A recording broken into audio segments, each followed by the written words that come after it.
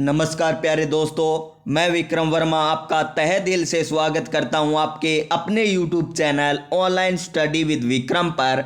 तो प्यारे साथियों, अगर आप राजस्थान में आरपीएससी द्वारा आयोजित होने वाली आरएएस भर्ती की तैयारी कर रहे हैं ना, तो प्यारे साथियों आपको पता होना चाहिए कि वर्तमान 2022-23 में आरपीएससी किस लेवल के राजस्थान जीके के क्वेश्चन पूछ रहा है, किस लेवल की पॉलिटी पूछ रहा है, किस लेवल की इको पूछ रहा है और किस लेवल तक की प्यारे साथियों करंट अफेयर्स के क्वेश्चन पूछ रहा है। तो ये आपको कब पता चलेंगे? जब आप 2022-23 में आरपीएससी द्वारा आयोजित करवाए गए पेपर है वो करोगे। और किस प्रकार करोगे? ऑफिशियल फाइनल आंसर की के साथ है और व्याख्या सहित करोगे। और इन्हीं पेपर को हम प्यारे साथियों कर रहे हैं। और आज की हमारी क्लास कितनी नंबर है? 24 नंबर क्लास रहने वाली है। इससे पहले हमने कितनी क्लासें कर ली? 23 क्लास कर ली है। और उनमें हमने देखा था कि आरपीएससी शानदार लेवल की पॉलिटी पूछ रहा है और शानदार लेवल के करंट अफेयर्स के क्वेश्चन पूछ रहा है। राजस्थान जीके का लेवल थोड़ा कम रहा है आरपीएससी द्वारा 2022-23 में, लेकिन पॉलिटी और करंट अफेयर्स का लेवल बहुत अच्छा रहा है। अगर आपने पीछे वाली वीडियो नहीं देखी है तो जाकर देख लीजिए प्यारे साथियों, आपको पता चल जाएगा कि आरपीएससी 2022-23 में किस लेवल के क्वेश्चन है पूछ रहा है। तो चलिए आज की वीडियो हम स्टार्ट करते हैं। आज का हमारा क्वेश्चन नंबर 1। और क्या है क्वेश्चन नंबर 1? फाइनल आंसर की के साथ देखेंगे और व्याख्या सहित देखेंगे। तो देखिए क्वेश्चन नंबर 1 और किससे संबंधित है? पॉलिटी से संबंधित है। और हमें क्या करना है? कथन का उत्तर देना है। और इसी प्रकार के क्वेश्चन किस में पूछे जाएंगे?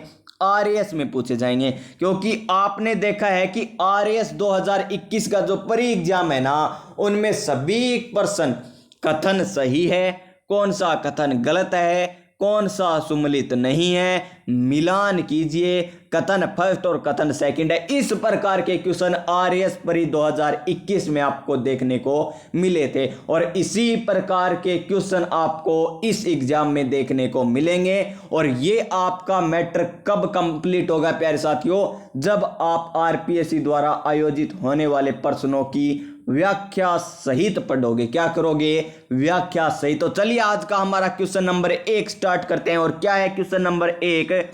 राजस्थान में अनुसूचित क्षेत्र में राज्यपाल की शक्ति के बारे में निम्नलिखित में से कौन सा कथन सही है? हमें बताना है अनुसूचित क्षेत्र में राज्यपाल की शक्तियों के बारे में कौन सा कथन सही है, ये बताना है हमें। तो देखिए कथन नंबर 1 तो क्या है? राज्यपाल को अनुसूचियों के प्रशासन के संबंध में राष्ट्रपति को वार्षिक रूप से या जब भी राष्ट्रपति की आवश्यकता होती है, जब भी राष्ट्रपति की आवश्यकता होती है, एक रिपोर्ट प्रस्तुत करनी होती है। जी हाँ दोस्तों, ये कथन क्या है? बिल्कुल सत्य है। चलिए नेक्स्ट कथन की बात करते हैं। कथन नंबर 2 क्या दे रखा है? राज्यपाल जनजाति सलाहकार परिषद के संबंध में कोई नियम नहीं बनाते हैं। प्यारे साथियों, ये नियम क्या बनाते हैं? बनाते हैं राज्यपाल है ना, वो प्यारे साथियों जनजातीय सलाहकार परिषद के संबंध में नियम बनाते हैं। तो ये हो गया कथन है गलत। क्या हो गया? कथन है गलत। चलिए नेक्स्ट कथन की बात करते हैं। कथन नंबर 3 राज्यपाल जनजाति सलाहकार परिषद के अध्यक्ष की नियुक्ति के तरीकों के लिए नियम बनाता है। तो ये भी क्या है प्यारे साथियों? सत्य कथन है। क्या है? सत्य कथन है। फिर देखिए कथन नंबर 4 राज्य का राज्यपाल विनियमन बना सकता है जो ऐसे क्षेत्रों में एसटी के सदस्यों द्वारा या उनके बीच भूमि के हस्तांतरण को प्रतिबंधित और प्रतिबंधित कर सकता है। तो ये भी कथन क्या है? सही। यानी कथन 1, कथन 3 और कथन 4 क्या है प्यारे साथियों? सही कथन है। कथन नंबर 2 क्या है? सही नहीं है। चलिए इसका ऑप्शन देखते हैं कौन सा ऑप्शन होगा। और इसका ऑप्शन देखिए, ये रहे आपके सामने स्क्रीन पर ऑप्शन। क्या है? ऑप्शन नंबर 1 केवल एक सही नहीं प्यारे साथियों। कौन कौन से सही थे? 1 नंबर, 3 नंबर और 4 नंबर। 1 नंबर, 3 नंबर और 4 नंबर। इसमें है क्या? 1 2 4, इसमें 2 आ गया, ये भी गलत। 1 3 4 सही है। जी हाँ दोस्तों, इस क्वेश्चन का राइट आंसर हो जाएगा ऑप्शन नंबर 3। क्या हो जाएगा? ऑप्शन नंबर 3 इस क्वेश्चन का राइट आंसर हो जाएगा। अब बात करते हैं थोड़ी राज्यपाल की। किसकी बात करते हैं प्यारे साथियों? राज्यपाल की बात करते हैं। तो वर्तमान में राज्यपाल कौन है? सभी को पता है। कौन है? कलराज मिश्र। कौन है प्यारे साथियों? कलराज मिश्र। और प्रथम कौन थे राज्यपाल? गुरुमुख निहाल सिंह। ये भी सभी को पता है। कौन थे? गुरुमुख निहाल सिंह। कौन थे? गुरुमुख निहाल सिंह प्रथम राज्यपाल थे। और इन्हें नियुक्त कब किया गया था? इन्हें नियुक्त कब किया गया था प्रथम राज्यपाल को? क्या 1 नवंबर 1956 को इन्हें नियुक्त किया गया? नहीं प्यारे साथियों, आप ये मत कर देना 1 नवंबर 1956 वाला मत कर देना, क्योंकि प्यारे साथियों इन्हें नियुक्त कब किया गया था? इन्हें नियुक्त किया गया था 25 अक्टूबर 1956 को। कब है? 25 अक्टूबर 1956 को इन्हें क्या किया गया था? इन्हें नियुक्त किया गया था। किन्हें किया गया था? गुरुमुख निहाल सिंह, जो राजस्थान के प्रथम राज्यपाल थे। और इन्होंने 1 नवंबर, कब? 1 नवंबर 1956 को तो क्या संभाला था? अपना पद संभाला था या पद ग्रहण किया था। लेकिन इनकी नियुक्ति कब कर दी गई थी? 25 अक्टूबर 1956 को इनकी नियुक्ति कर दी गई थी। और हमें पूछे प्रथम महिला राजस्थान की राज्यपाल कौन थी, तो सभी को पता है प्यारे साथियों। कौन थी? प्रतिभा देवी पाटिल। लेकिन आरएस के लिए आपको याद क्या रखना है? प्रथम महिला राज्यपाल प्रतिभा देवी पाटिल का कार्यकाल 2004 से 2007। क्या है? 2004 से 2007। ये राज्यपाल के कथन में से आपको पूछ सकते हैं कि निम्न में से कौन सा कथन सही है। इस प्रकार के क्वेश्चन में आपको ये व्याख्या मिलेगी और आपसे ये क्वेश्चन पूछ सकते हैं। और बात करें राजस्थान के राज्यपाल की, अंतिम बात करते हैं। चलिए, अंतिम बात क्या है राजस्थान के राज्यपाल की? कि पद पर रहते हुए निधन किन राज्यपालों का हुआ है? तो कौन कौन से राज्यपाल थे जिनका पद पर रहते हुए निधन हुआ? तो ट्रिक क्या है इसकी? निर्मल दरबार एसके सिंह प्रभा का। निर्मल दरबार क्या है? निर्मल दरबार एसके सिंह का प्रभा। प्रभा को हम कह रहे हैं निर्मल दरबार एसके सिंह का। किसका है? निर्मल दरबार एसके सिंह का। और किसे कह रहे हैं? प्रभा को। यह है प्यारे साथियों ट्रिक। और क्या याद रखेंगे? निर्मल से याद रखेंगे निर्मल चंद जैन। क्या याद रखेंगे? निर्मल से याद रखेंगे निर्मल चंद जैन। और दरबार से क्या याद रखेंगे? दरबारा सिंह। क्या याद रखेंगे? दरबारा सिंह। और फिर क्या था? एसके सिंह। तो एसके सिंह। तीसरे व्यक्ति कौन है? एसके सिंह। और चौथी कौन है प्यारे साथियों? प्रभा राव। कौन है?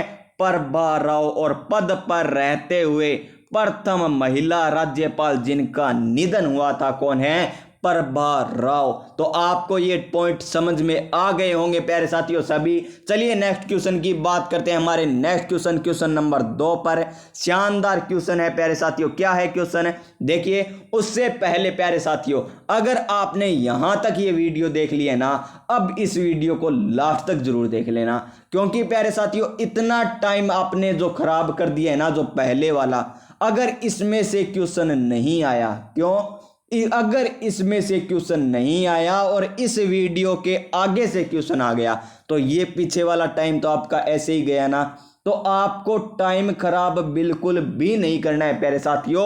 और अगर आप जल्दी देखना चाहते हैं ना क्लास, तो इसे स्पीड में आप कर सकते हैं प्यारे साथियों, 1.5 की स्पीड में। वो आपकी इच्छा है, आप किस स्पीड में इस क्लास को देखना चाहते हैं। चलिए अब बात करते हैं क्वेश्चन नंबर 2 की। किसकी बात करते हैं? Question number 2। राजस्थान सरकार ने खिलाड़ियों और प्रशिक्षकों को प्रोत्साहित करने के लिए कौन सा महाराणा प्रताप पुरस्कार और गुरु विशिष्ट पुरस्कार की पुरस्कार राशि 1 लाख रुपए से बढ़ाकर कितनी कर दी है? तो 1 लाख से बढ़ाकर कितनी कर दी है प्यारे साथियों? ये कर दी है 5 लाख। कितनी कर दी है?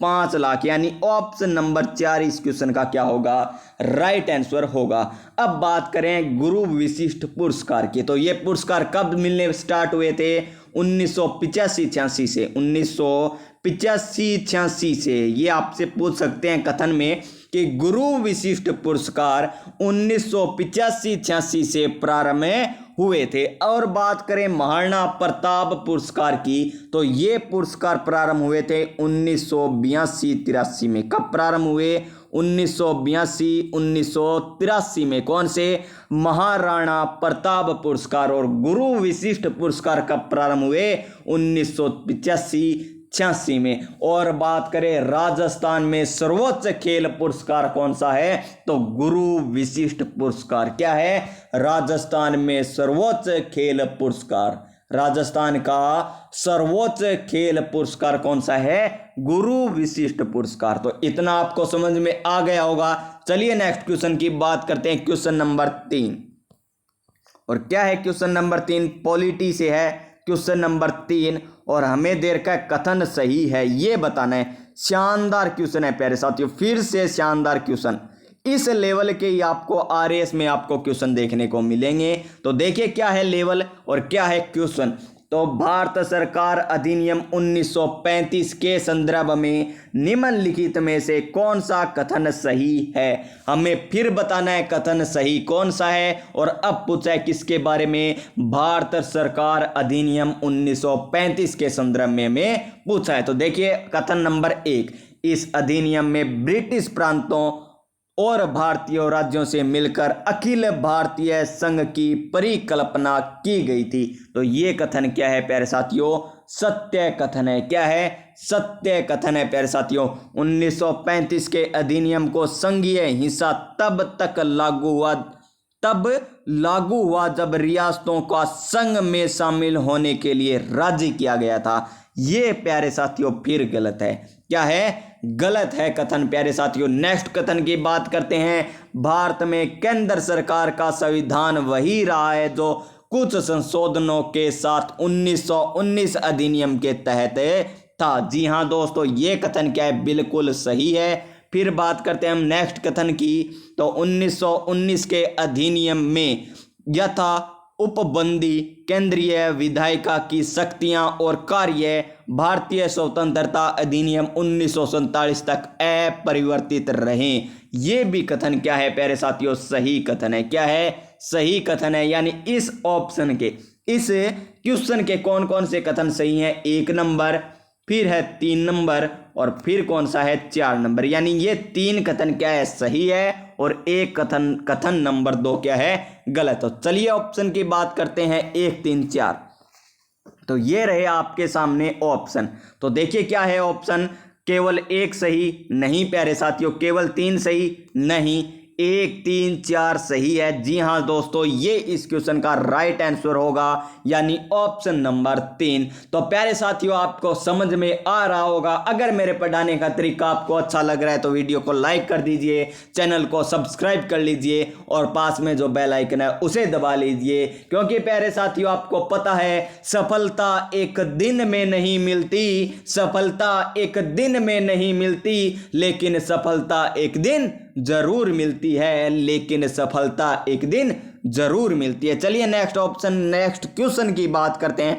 राज्यपाल से संबंधित क्वेश्चन है, शानदार क्वेश्चन है, इसी लेवल के पूछे जाएंगे क्वेश्चन। क्यों पूछे जाएंगे, क्योंकि आपने 2018 का प्रीवियस ईयर क्वेश्चन और 2021 का जो प्रीवियस ईयर पेपर है ना आरएएस का, दोनों में इसी प्रकार के क्वेश्चन थे। कौन सा कथन सत्य है, कौन सा कथन असत्य है, मिलान कीजिए, और वही क्वेश्चन आपको इस पेपर में देखने को मिल रहे हैं जो आरपीएससी द्वारा 2022-23 में कंडक्ट करवाया गया है। तो चलिए बात करते हैं, निम्नलिखित में से कौन सा युग्म सही सम्मिलित नहीं है, हमें बताना है सही सम्मिलित नहीं है। तो देखिए, अनुच्छेद 155, अनुच्छेद 156, अनुच्छेद 158 और अनुच्छेद 159।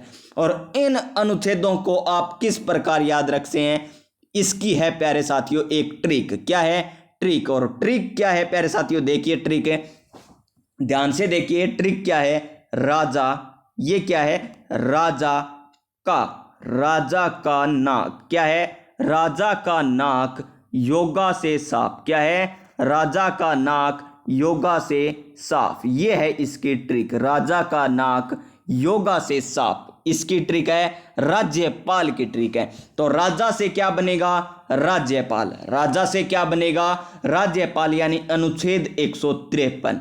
का से क्या बनेगा, कार्यपालिका शक्तियां, का से क्या बनेगा, कार्यपालिका शक्तियां, जो अनुच्छेद 154 में है। ना से क्या बनेगा, ना से बनेगा नियुक्ति, जो कौन से अनुच्छेद में, 155, अनुच्छेद 155। कैसे क्या बनेगा प्यारे साथियों, कार्यकाल, कैसे क्या बनेगा, कार्यकाल, यानी अनुच्छेद 156 में। योगा से क्या बनेगा, योग्यताएं, योगा से क्या बनेगा, योग्यताएं, अनुच्छेद 157। और से क्या बनेगा, शर्तें, शर्तें से क्या बनेगा, 158 नंबर अनुच्छेद।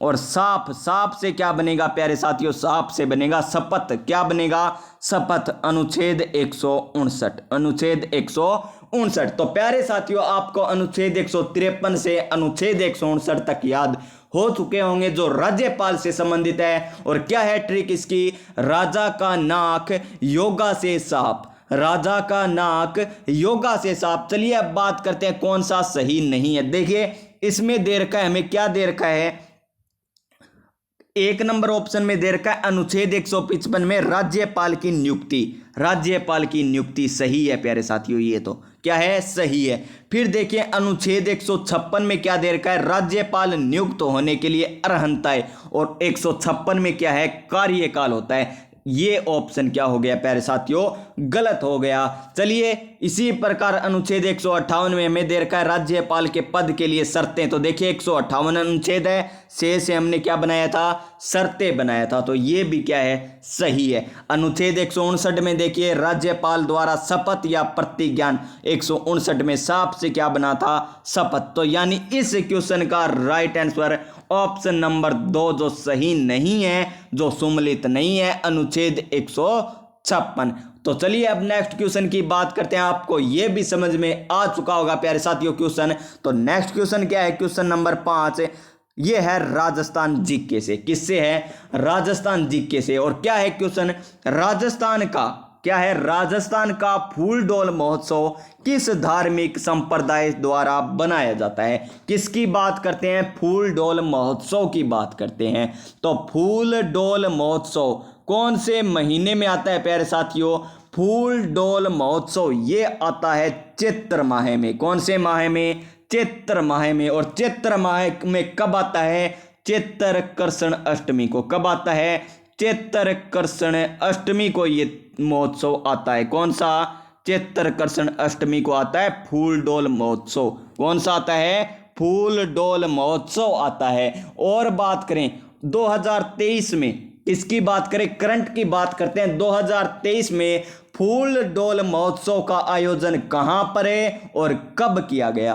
तो इसका आयोजन 7 मार्च से लेकर 12 मार्च, 7 मार्च से लेकर 12 मार्च 2023 तक फूलडोल महोत्सव का आयोजन है कहां पर किया गया, शाहपुरा भीलवाड़ा में। कहां पर किया गया, शाहपुरा भीलवाड़ा में किया गया। और शाहपुरा भीलवाड़ा में किस संप्रदाय की प्रमुख पीठ है, तो राम सनेही संप्रदाय की प्रमुख पीठ है। किसकी है, राम सनेही संप्रदाय की प्रमुख पीठ है। तो इस क्वेश्चन का राइट आंसर हो जाएगा ऑप्शन नंबर 4, यानी फूलडोल महोत्सव कौन से संप्रदाय से संबंधित है, राम सनेही संप्रदाय से। किससे, राम सनेही संप्रदाय से संबंधित है। और राम सनेही संप्रदाय कितने चरणों में है, कितनी पीठें हैं, तो 4 प्रकार के हैं। कितने प्रकार के, 4 प्रकार के। कौन कौन से हैं प्यारे साथियों, सारे सिख। क्या है, सारे सिख, ये है इसकी ट्रिक। क्या है, सारे सिख इसकी क्या है, ट्रिक। सा से तो शाहपुरा भीलवाड़ा वाला, रे से रेण, सिंहथल से, सी से बनेगा सिंहथल, और ख से बनेगा खेड़ापा। ये है 4 प्रमुख पीठें किसकी, राम सनेही संप्रदाय की। कौन कौन सी, शाहपुरा रेण, सिंहतल और खेड़ापा यानी सारे सिख। क्या है प्यारे साथियों? सारे सिख। चलिए नेक्स्ट क्वेश्चन की बात करते हैं, क्वेश्चन नंबर 6, जो आपको आरएस में नहीं पूछा जाएगा क्योंकि ये पेपर है जो है ना, ये इसमें साइकोलॉजी भी पूछी गई थी और क्वेश्चन नंबर 6 है ना वो साइकोलॉजी से है। तो चलिए नेक्स्ट क्वेश्चन की बात करते हैं, क्वेश्चन नंबर 7 और इंडियन जियोग्राफी से है। किससे है? Indian geography. तो प्यारे साथियों क्वेश्चन नंबर 7 क्या है हमारा? क्वेश्चन नंबर 7 है शिवालिक पर्वत पाद के साथ कंकड़ पत्थरों से भरा क्षेत्र जहां अनेक सरिताएं विलुप्त हो जाती है कहलाती है। तो क्या कहलाती है प्यारे साथियों? चलिए अब बात करते हैं हम इसकी। तो जहां से प्यारे साथियों यहां पर मान लीजिए क्या है? हिमालय। क्या है? हिमालय से यहां से नदियां गिरती है, ऊपर से क्या गिरती है? नदियां। क्या गिरती है प्यारे साथियों? नदियां गिरती है और नदियां यहां पर आके गिरती है। तो यहां पर क्या मिलेंगे आपको? देखने को मिलेंगे कंकड़ और पत्थर। क्या मिलेंगे? कंकड़ और पत्थर यहां पर आपको देखने को मिलेंगे। जहां पर नदियां हिमालय से आकर गिरती है ना, वहां पर आपको देखने को मिलेंगे कंकड़ और पत्थर। क्या देखने को मिलेंगे? कंकड़ और पत्थर देखने को मिलेगी। यानी यहां पर क्या नहीं की जा सकती? कृषि नहीं की जा सकती। क्या नहीं की जा सकती? कृषि नहीं की जा सकती प्यारे साथियों। और इस भाग को कहते हैं भाबर। क्या कहते हैं? भाबर। क्या कहते हैं? भाबर कहते हैं। क्या कहते हैं प्यारे साथियों? भाबर कहते हैं। और उसके बाद एक आता है, इसके बाद जो यहाँ पर नदियाँ आ रही थी, नदियाँ यहाँ से गिरकर कहाँ जाएगी? आगे जाएगी। कहाँ जाएगी प्यारे साथियों? आगे जाएगी। नदियाँ कहाँ जाएगी? आगे जाएगी। और यहाँ पर क्या बन जाता है? दलदल। क्या बन जाता है? दलदल बन जाता है। और इस दलदल को क्या कहते हैं? तराई। क्या कहते हैं? तराई। यानी 2 नंबर पे क्या है? तराई है। इसका क्रम भी आपसे पूछा जा सकता है, मैं बाद में क्रम भी बताऊंगा इसका क्या है क्रम। तो 2 नंबर पे क्या आ गया? तराई आ गया। और जो क्या कहलाता है? दलदल क्षेत्र। क्या कहलाता है? दलदल क्षेत्र कहलाता है। और ये क्या है? कंकड़ पत्थर वाला क्षेत्र। क्या है? कंकड़ क्षेत्र वाला, कंकड़ पत्थर क्षेत्र। चलिए नेक्स्ट बात करते हैं। इसके बाद नदियां आती है आगे।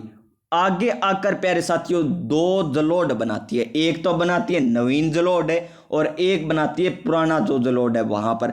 तो प्यारे साथियों आगे जो ऊपर रहता है और एक रहता है नदियों के पास ही, एक रहता है नदियों के पास। जो ऊपर वाला होता है ना उसे कहते हैं बाबर।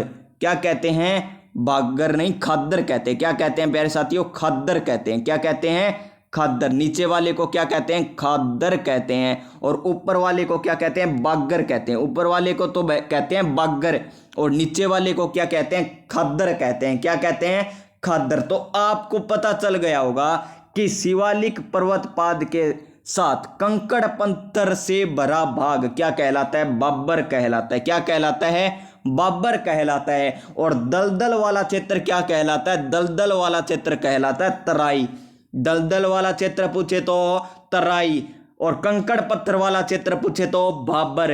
और प्यारे साथियों अगर आपसे पूछ ले कि नवीन जलोढ़ क्या कहलाता है, तो नवीन जलोढ़ कहलाता है खादर, जो सर्वाधिक उपजाऊ होता है। और पुराना जलोढ़ क्या कहलाता है? बागर। पुराना जलोढ़ क्या कहलाता है? बागर, जो सबसे कम उपजाऊ होता है। क्या होता है?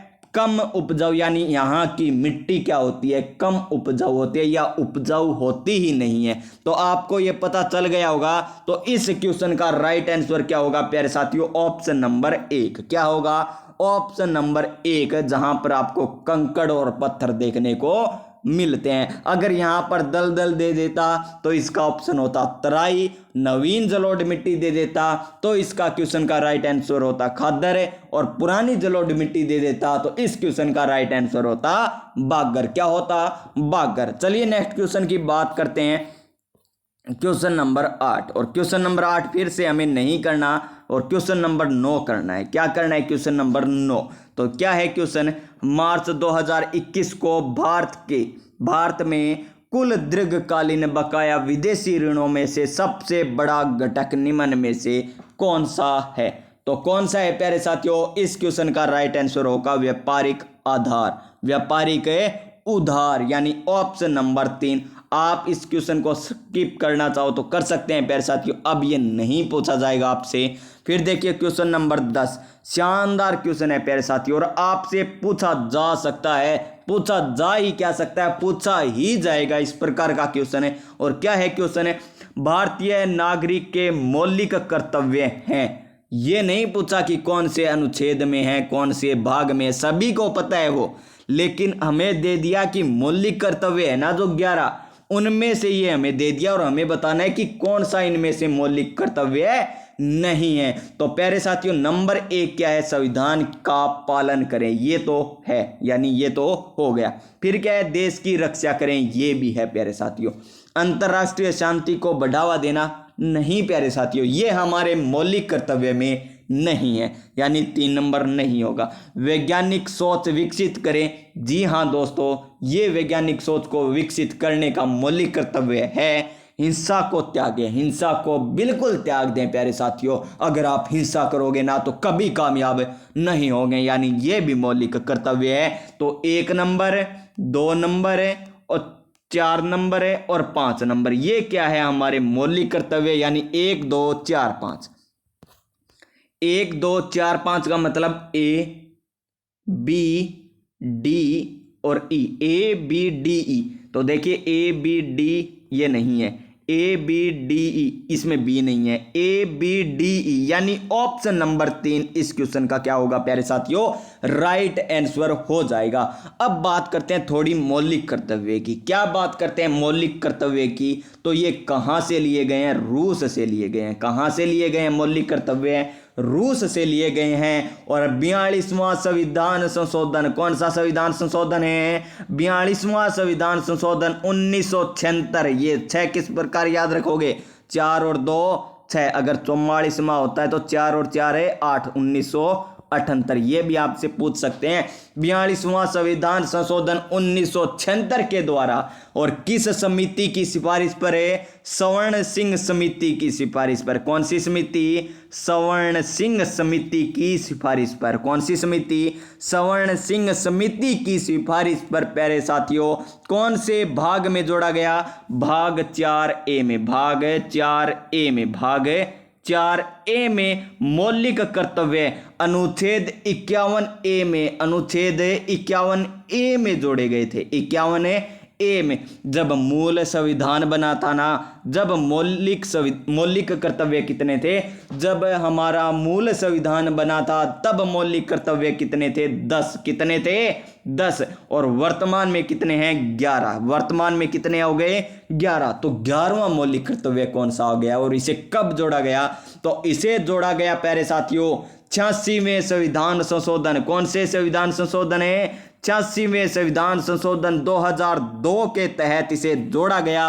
और इस मौलिक कर्तव्य में क्या जोड़ा गया कि 6 से 14 वर्ष की अनिवार्य शिक्षा दी जाए, ये मौलिक कर्तव्य जोड़ा गया था। कौन सा, 11वां मौलिक कर्तव्य। तो आपको ये क्वेश्चन क्लियर हो चुका होगा।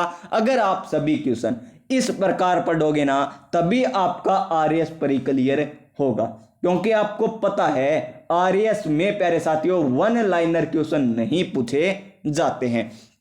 तो नेक्स्ट क्वेश्चन की बात करते हैं, फिर हमें नेक्स्ट क्वेश्चन नहीं पढ़ना। क्वेश्चन नंबर 12 देखिए, शानदार क्वेश्चन है क्वेश्चन नंबर 12। और क्या है, भारत शासन अधिनियम 1919 के अंतर्गत भारत की विधायिका में शामिल है। तो भारत शासन अधिनियम 1919 की बात करें तो इसे क्या कहा जाता है, मोंटेग्यू चेम्सफोर्ड सुधार अधिनियम। कौन सा, मोंटेग्यू चेम्सफोर्ड, कौन सा, चेम्सफोर्ड सुधार अधिनियम, चेम्सफोर्ड सुधार अधिनियम कहा जाता है। जो 1919 में तो ये अधिनियम आया था, लेकिन प्यारे साथियों ये लागू कब हुआ, 1921 में। कब लागू हुआ, 1921 में लागू हुआ था। और इसी अधिनियम यानी 1919 अधिनियम के तहत ही प्यारे साथियों लोक सेवा आयोग की स्थापना की गई थी। राजस्थान में सर्वप्रथम लोक सेवा आयोग की स्थापना पूछ ले तो कौन से अधिनियम के तहत की गई थी, भारत शासन अधिनियम 1919 के तहत की गई थी। और 1900 अधिनियम की बात करें 1919 की, तो केंद्रीय कार्यपालिका को, केंद्रीय कार्यपालिका को विधायिका के प्रति उत्तरदायी, किसके प्रति उत्तरदायी, विधायिका के प्रति उत्तरदायी बनाया गया। किसके अनुसार भारत शासन अधिनियम 1919 के अंतर्गत। और बात करें भारत शासन 1919 अधिनियम की, तो इसके अंतर्गत इसकी विधायिका में किसे शामिल किया गया? गवर्नर जनरल और राज्य परिषद को। किसे शामिल किया गया? गवर्नर जनरल और राज्य परिषद को शामिल किया गया था। और यही क्वेश्चन हमें पूछा है कि भारत की विधायिका में शामिल है 1919 अधिनियम के अंतर्गत, तो कौन है? गवर्नर जनरल और राज्य परिषद, यानी ऑप्शन नंबर 3 इस क्वेश्चन का राइट आंसर होगा।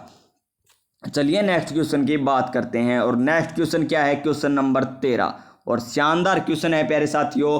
और क्या क्वेश्चन है? क्वेश्चन नंबर 13, तो हम बात करें, इसे जूम कर लेते हैं, पहले विकल्प बाद में देख लेंगे हम।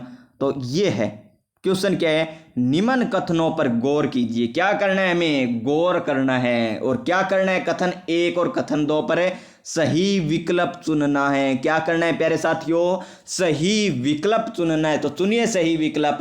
कथन 1 क्या है? सागरमाला कार्यक्रम का मुख्य उद्देश्य निर्यात, आयात तथा घरेलू व्यापार के लिए रसद लागत को कम करना है। जी हाँ दोस्तों, सागरमाला कार्यक्रम का यही कार्य है कि वो रसद लागत को क्या कर दे?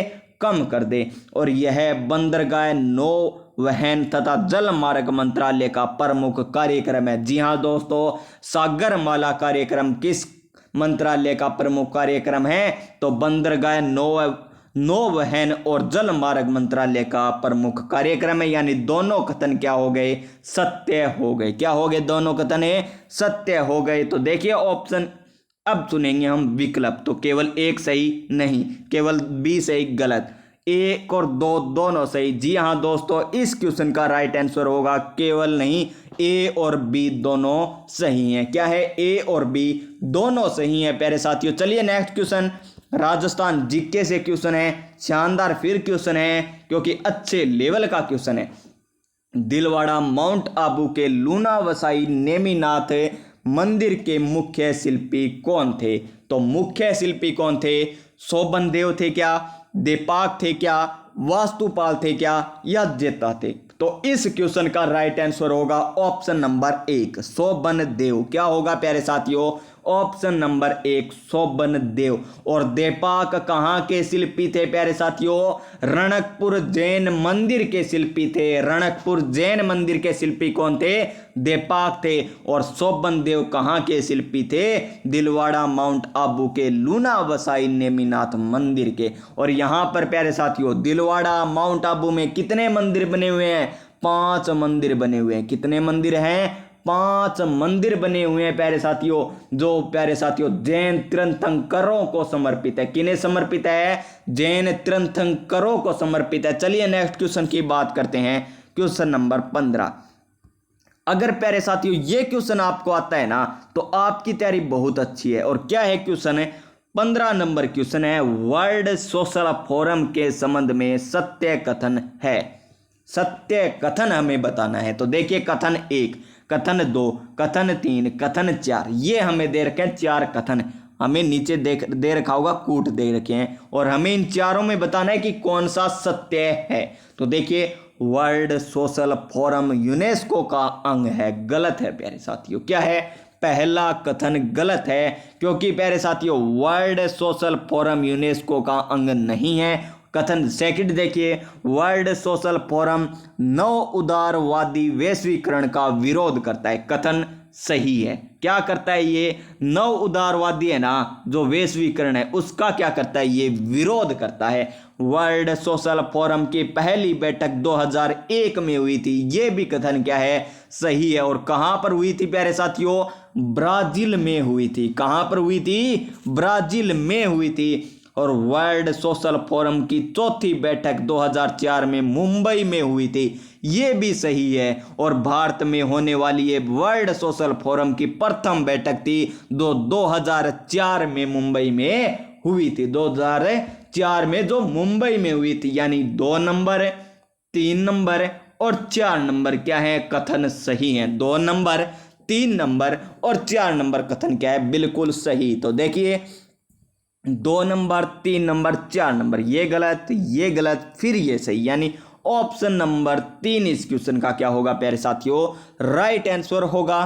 फिर बात करते हैं हमारे नेक्स्ट क्वेश्चन आरपीएससी से। और आपको पता है हमने जितने भी पेपर किए हैं ना, अब तक 23 वीडियो कर ली, सभी वीडियो में आपको आरपीएससी का तो क्वेश्चन देखने को मिला ही है। क्या मिला है, आरपीएससी का क्वेश्चन देखने को मिला है। तो बात करें प्यारे साथियों राजस्थान लोक सेवा आयोग से संबंधित है निम्न कथनों पर विचार कीजिए।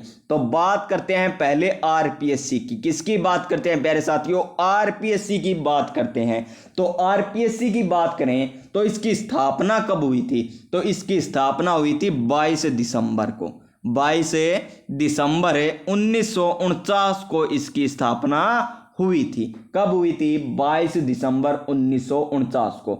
और प्यारे साथियों आपसे पूछ सकते हैं राजस्थान लोक सेवा आयोग जो अध्यादेश आया था ना, वो कब प्रभाव में आया था, ये भी आपसे पूछ सकते हैं। और ऑप्शन में ये भी आपको मिलेगा, लेकिन आपको गलत नहीं करना है प्यारे साथियों। क्यों, क्योंकि अब मैं आपको वो करवाने जा रहा हूं। क्यों कि ये इंपॉर्टेंट है। और कब अध्यादेश प्रभाव में आया था, तो ये अध्यादेश प्रभाव में आया 20 अगस्त 1949 को। 20 अगस्त 1949 को राजस्थान लोक सेवा आयोग का अध्यादेश प्रभाव में आया था। और बात करें प्रारंभ में 3 प्रांतों में थे, प्रारंभ में 3 प्रांत थे, कौन कौन से, जयपुर, जोधपुर, बीकानेर। यहां पर क्या थी, राजस्थान लोक सेवा आयोग। क्या था, राजस्थान लोक सेवा आयोग जयपुर, जोधपुर, बीकानेर, इन 3 प्रांतों में था। लेकिन इसे समाप्त कब कर दिया गया प्यारे साथियों, इन प्रांतों में से लोक सेवा आयोग को समाप्त किया गया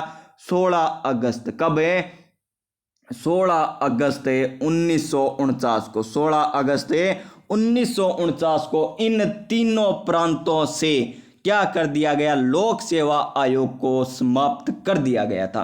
तो प्यारे साथियों आपको इतनी जानकारी बहुत डीप में करवाई जा रही है, और यही जानकारी है ना आरएस लेवल के लिए मोस्ट इंपॉर्टेंट है। और इनके जो सदस्य हैं ना, उनका कार्यकाल कितना है, 6 वर्ष या 62 वर्ष।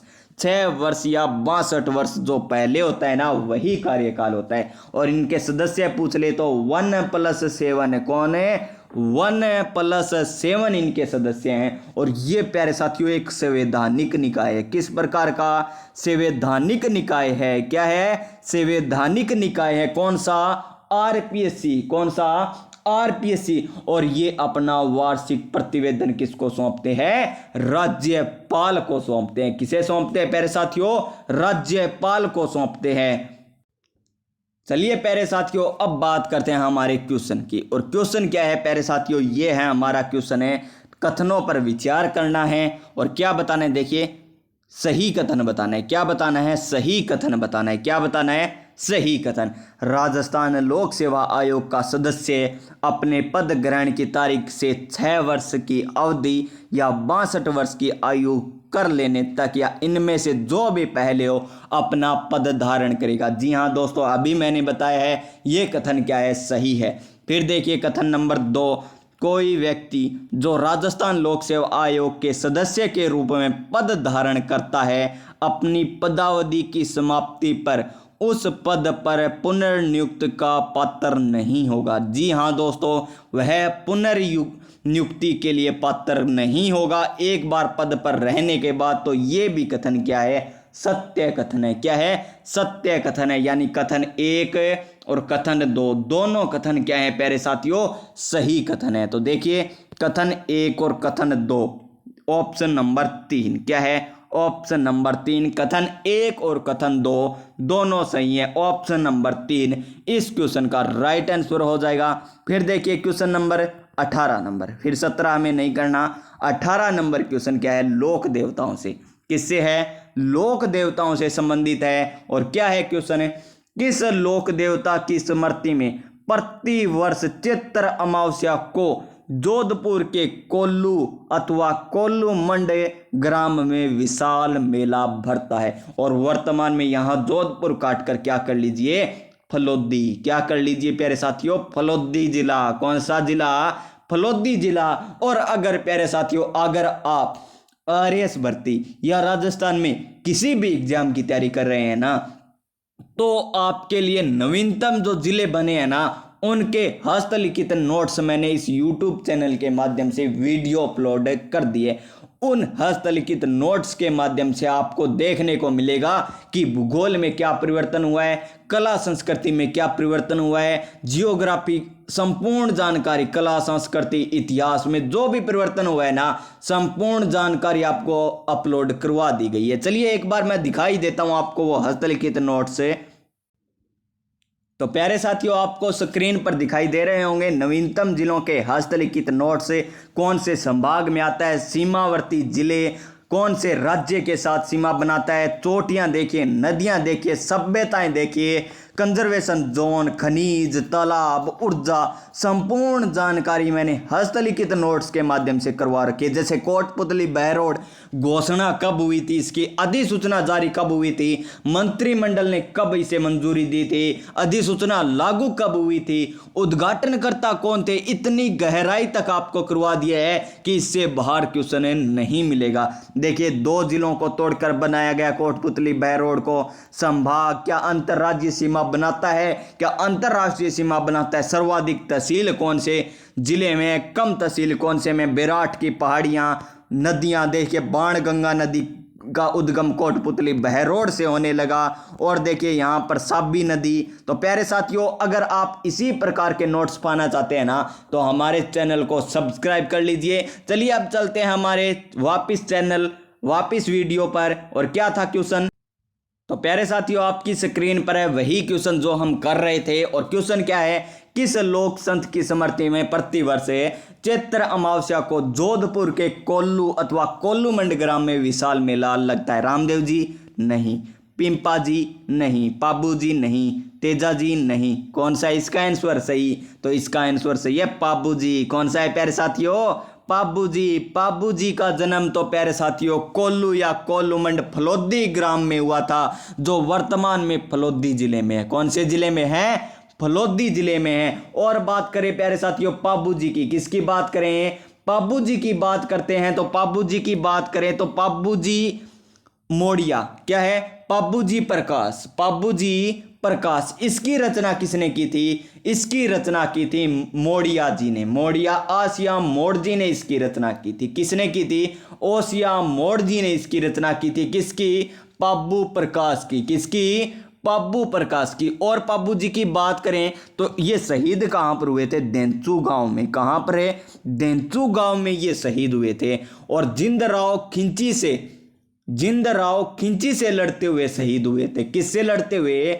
जिंदराव खिंची से लड़ते हुए शहीद हुए थे। और इनके गुरु का नाम पूछे तो गुरु का नाम क्या है? समर्थ भारती। गुरु का नाम है समर्थ भारती। इनके गुरु का नाम था समर्थ भारती। और रामदेव जी की बात करें तो इनका जन्म उंडू काश्मीर बाड़मेर जिले में, मेला रोनेचा जैसलमेर में कब बढ़ता है? भाद्रपद शुक्ल द्वितीया को, जिसे बाबेरी बीज कहा जाता है। इन्होंने शुद्धि आंदोलन चलाया था।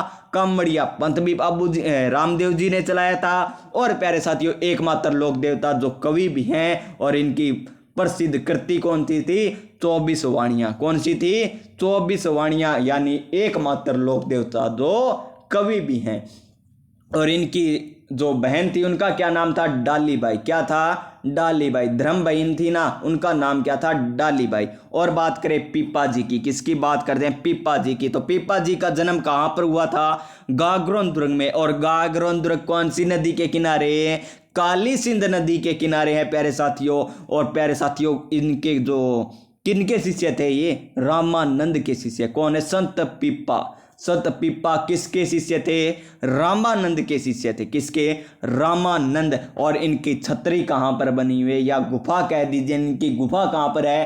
टोडा रायसिंह। टोंक नहीं करेंगे, केकड़ी। टोडा रायसिंह है केकड़ी जिले में। और तेजा जी का जन्म तो परबतसर नागौर में हुआ था। परबतसर है नागौर में हुआ था। और इनका मेला प्यारे साथियों कहाँ पर बढ़ता है? इनका मेला भी प्यारे साथियों नागौर में बढ़ता है। इनका जन्म तो हुआ था खरनाल नागौर में।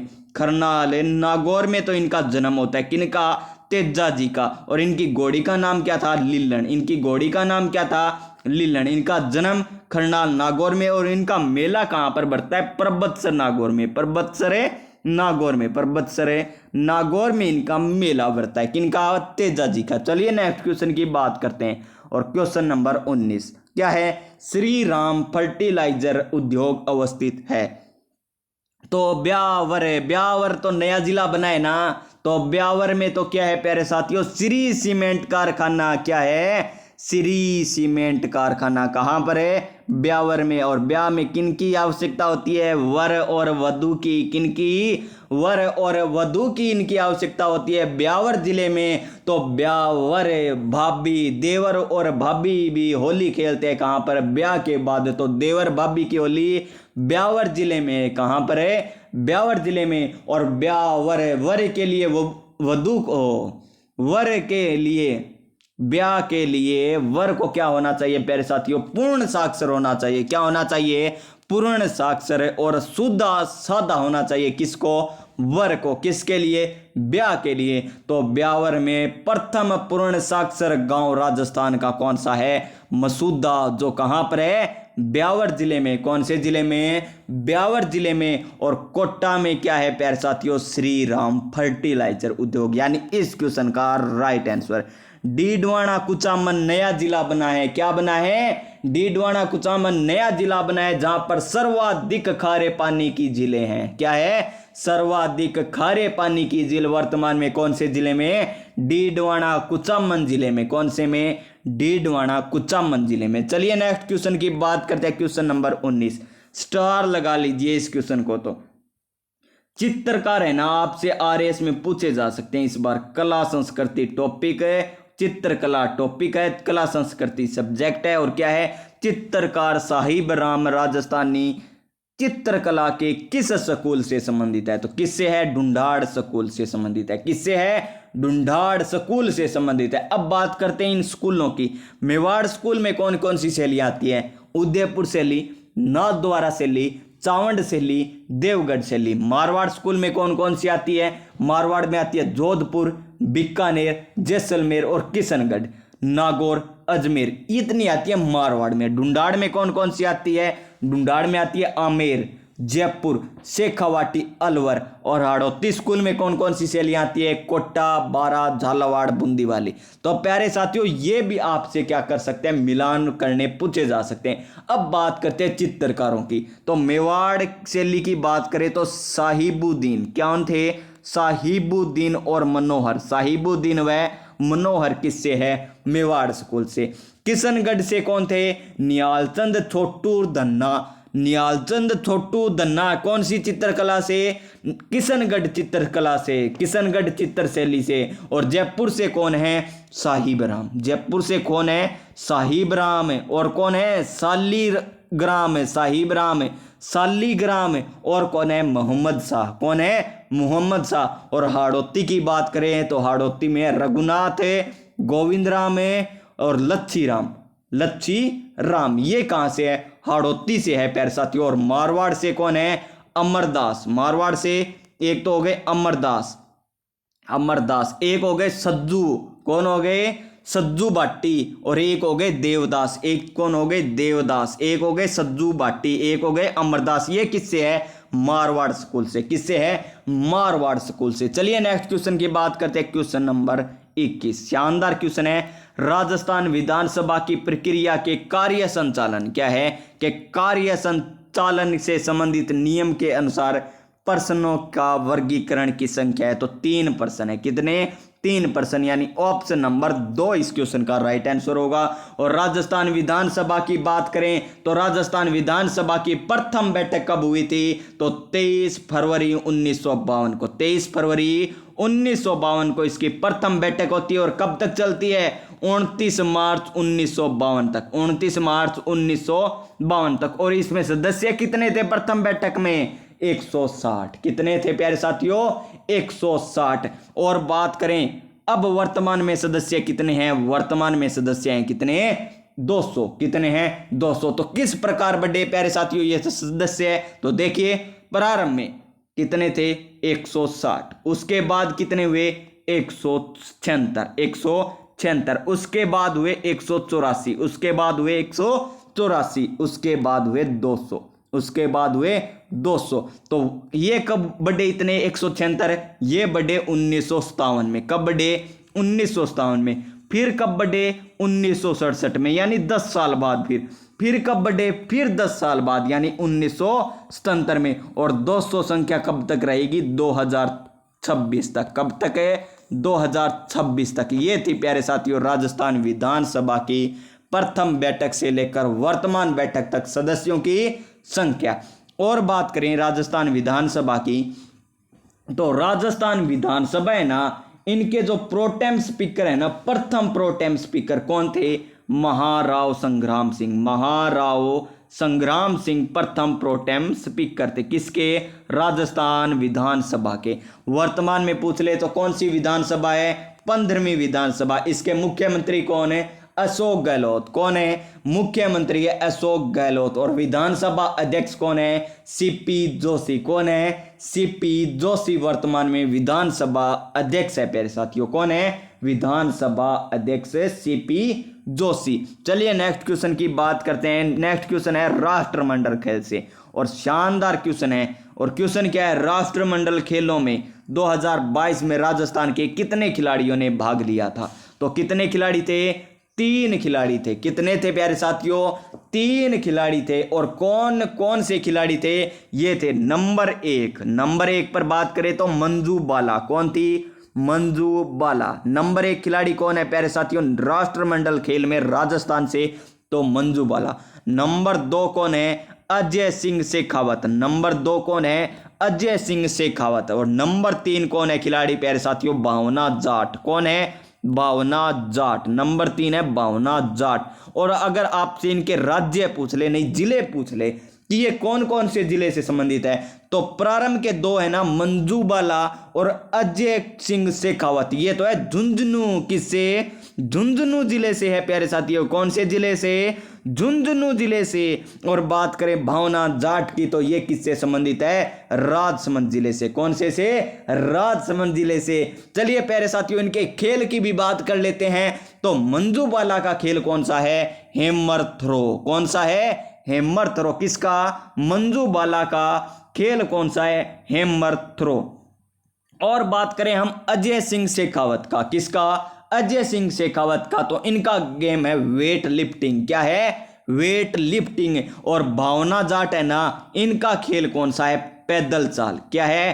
पैदल चाल प्यारे साथियों। किससे संबंधित है? पैदल चाल से संबंधित है। कौन है? भावना जाट। अजय सिंह शेखावत किससे? वेट लिफ्टिंग से, जो झुंझुनू जिले से संबंधित है। और मंजू बाला हैमर थ्रो से संबंधित है, जो झुंझुनू जिले से आती है। और ये राष्ट्रमंडल खेलों में तीनों प्यारे साथियों सदस्यों ने भाग लिया था, या खिलाड़ियों ने भाग लिया था। चलिए नेक्स्ट क्वेश्चन की बात करते हैं। ये क्वेश्चन हमें नहीं करना है। क्यों नहीं करना है? क्योंकि ये साइकोलॉजी का क्वेश्चन है, और साइकोलॉजी प्यारे साथियों आरएस परी में नहीं आती है। ये शानदार क्वेश्चन है, 25 नंबर क्वेश्चन, शानदार क्वेश्चन है। और क्या है क्वेश्चन? है निम्नलिखित कथनों में से कौन सा एक कथन अजमेर के चौहान राजा अजय राज के विषय में सही नहीं है? हमें बताना है अजय राज के विषय में नहीं है जो सही कथन है। तो देखिए कथन नंबर 1। और क्या है कथन नंबर 1? अजय राज ने अजमेर या अजय मेरू के नवीन नगर की स्थापना की थी। तो प्यारे साथियों जी हाँ, इसकी स्थापना की थी। और किसने की थी? अजय राज ने की थी। और कब की थी? ये की थी 1112 ईस्वी में। कब की थी? 1112 ईस्वी में की थी। कब की थी प्यारे साथियों? 1112 ईस्वी में। यानी 1 नंबर तो कथन हो गया हमारा सही। क्या हो गया? सही। फिर देखिए 2 नंबर कथन क्या है? पृथ्वीराज विजय के अनुसार। क्या है? पृथ्वीराज विजय के अनुसार अजय राज ने गजन मतंग अर्थात गजनी के मुस्लिम आक्रांताओं को पराजित किया था। गलत कथन है प्यारे साथियों। क्या है? गलत कथन है। क्यों है? क्योंकि पृथ्वीराज विजय के अनुसार है ना, गजनी के जो मुसलमान है ना, उन्हें पराजित किसने किया था?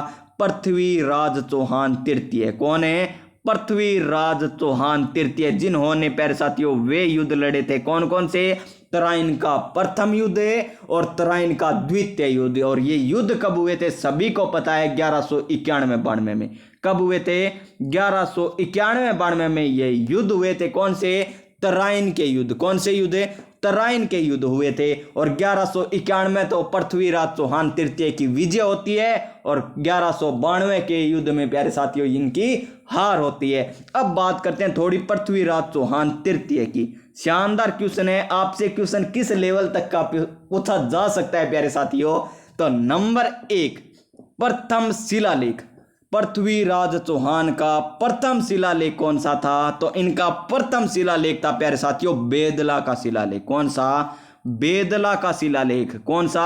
बेदला का शिलालेख पृथ्वीराज चौहान तृतीय का प्रथम शिलालेख था।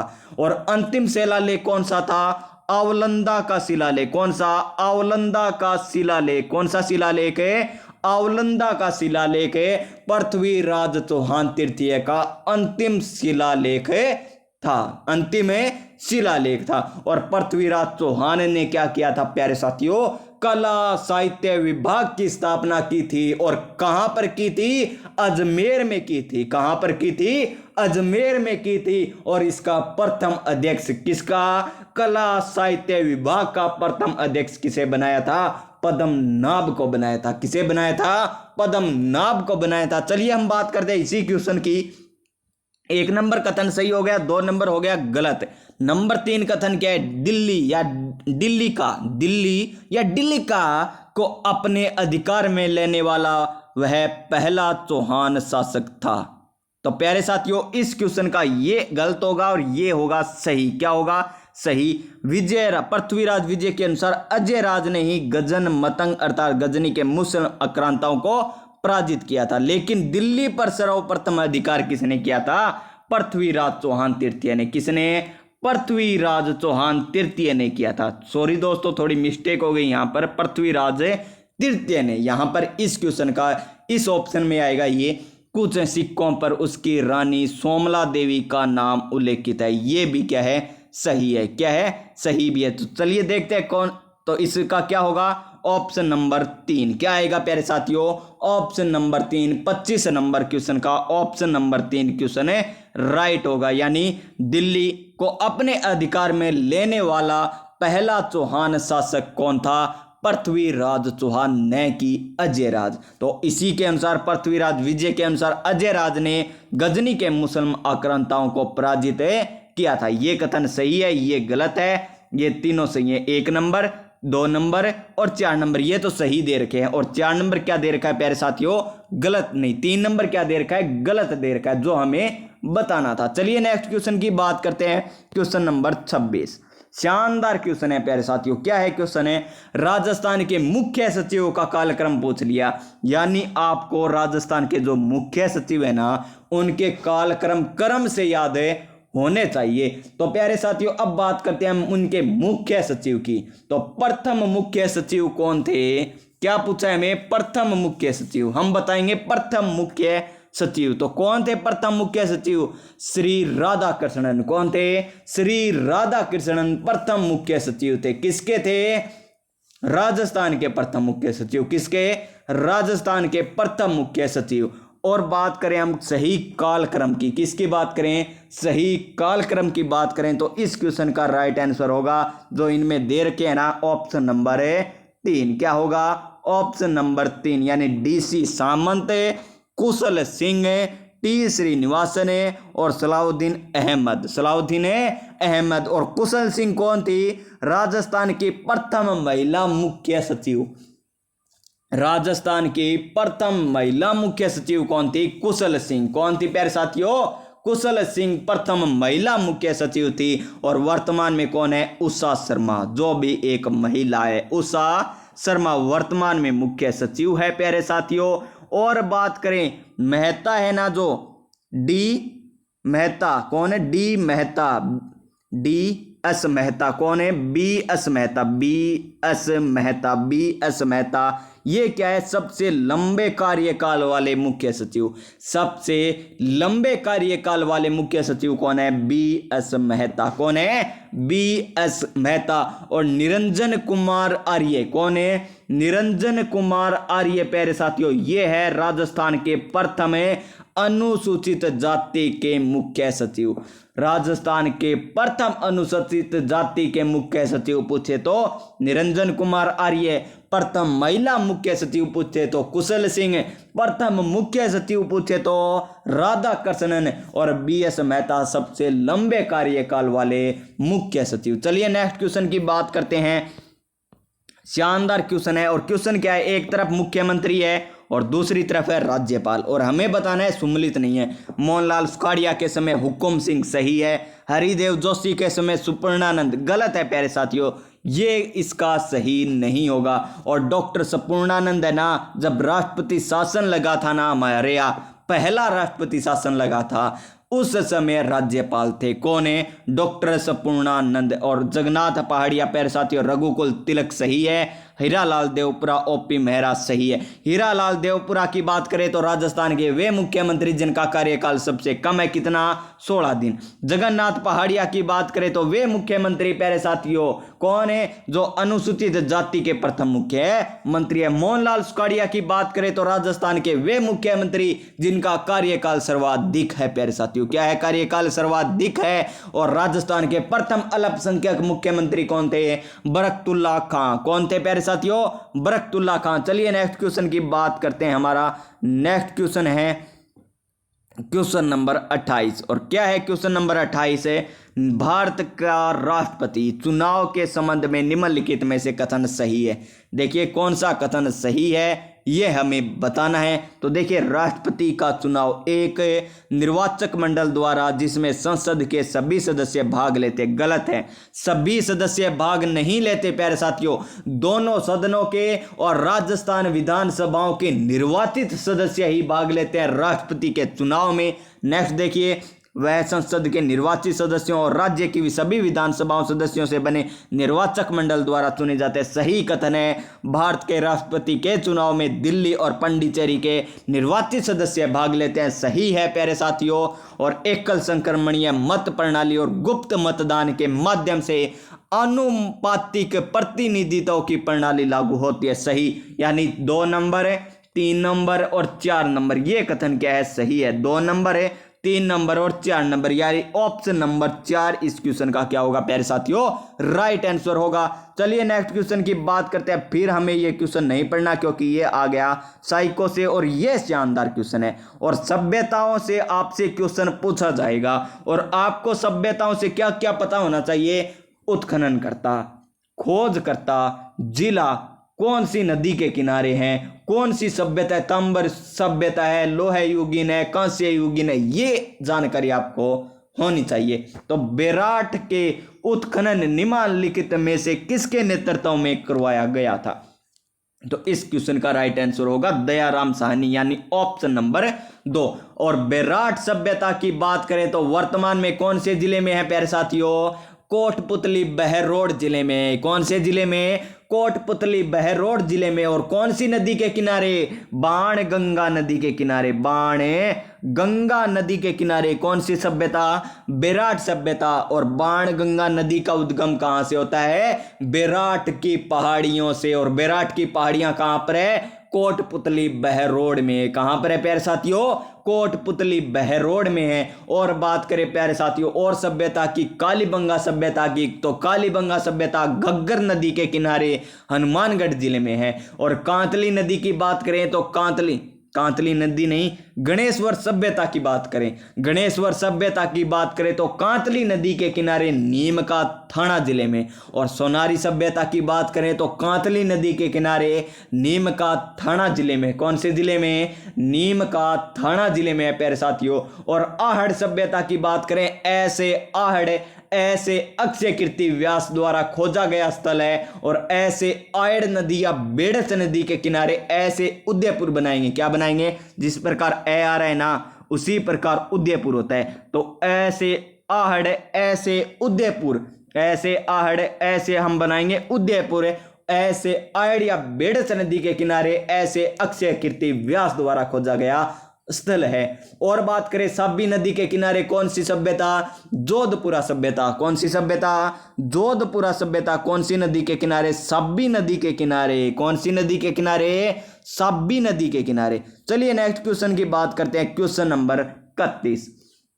और क्या है क्वेश्चन नंबर 31, 2.5 दिन का झोपड़ा अवस्थित है कहां पर है? अजमेर में। सभी को पता है कहां पर है? अजमेर में स्थित है, यानी ऑप्शन नंबर 1।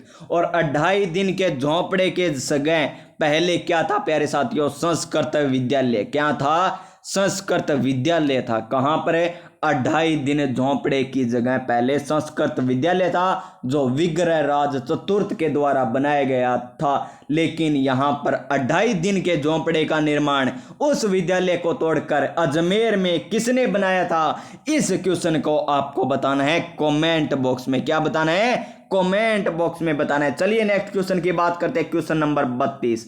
और क्या है क्वेश्चन नंबर 32 है? नानक भील नामक किसान आंदोलन की मृत्यु निम्नलिखित में से किस कृषक आंदोलन के दौरान हुई थी? तो बेग्गू किसान आंदोलन नहीं। बेग्गू किसान आंदोलन कब हुआ? 1921 में। और बेग्गू किसान आंदोलन कहां पर है? चित्तौड़गढ़ में। कहां पर है प्यारे साथियों? चित्तौड़गढ़ में। और नेतृत्व किसने किया था?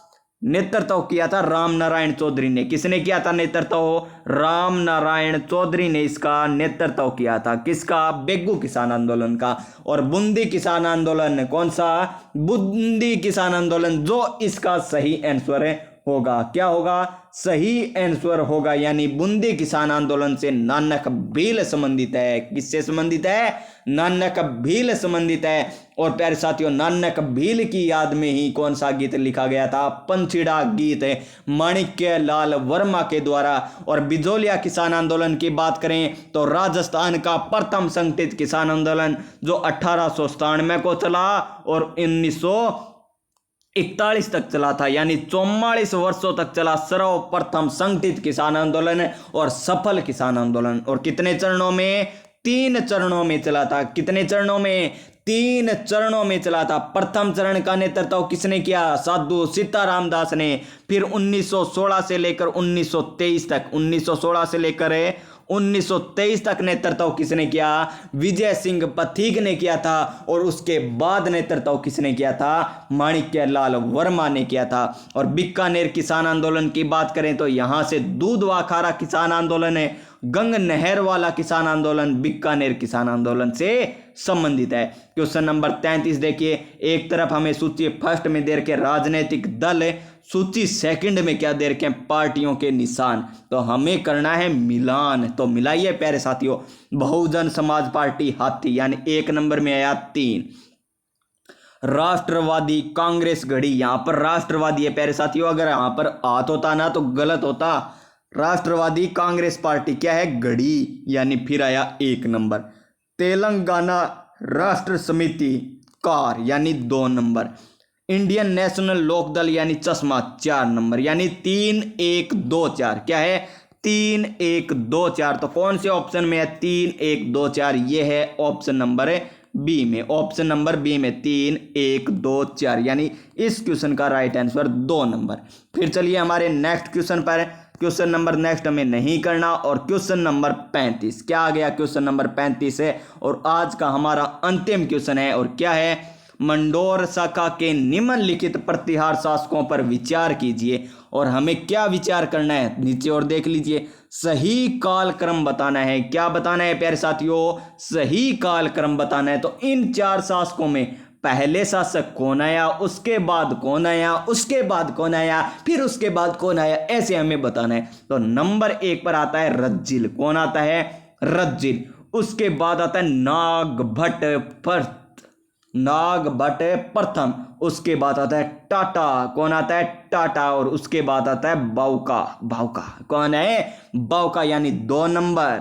फिर 1 नंबर, फिर आता है 3 नंबर। कौन आता है? 4 नंबर। फिर आता है 3 नंबर। 2 1 4 3, 2 1 4 3, 2 1 4 3, यानी ऑप्शन नंबर 4, 2 1 4 3, यानी ऑप्शन नंबर 4 इस क्वेश्चन का क्या होगा प्यारे साथियों? राइट आंसर हो जाएगा। 35 नंबर क्वेश्चन का ऑप्शन नंबर 4। और इसी ऑप्शन नंबर 4 के साथ टाटा बाय बाय प्यारे साथियों। मिलते हैं हम नेक्स्ट वीडियो में। इसी प्रकार नेक्स्ट वीडियो लेकर आएंगे व्याख्या सहित और ऑफिशियल फाइनल आंसर की के साथ करेंगे हमारा नेक्स्ट पेपर। अगर प्यारे साथियों, अगर आप राजस्थान के नवीनतम जिलों के हस्तलिखित नोट्स देखना चाहते हैं, हमारे चैनल चैनल की प्ले लिस्ट में जाकर देख लीजिए। और प्यारे साथियों, राजस्थान में वो चाहे छोटी भर्ती हो या कोई बड़ी भर्ती हो, उसका नोटिफिकेशन पाना चाहते हो ना, तो भी हमारे चैनल को सब्सक्राइब कर लीजिए। मिलते हैं हम नेक्स्ट वीडियो में, तब तक के लिए प्यारे साथियों, जय हिंद, जय भारत।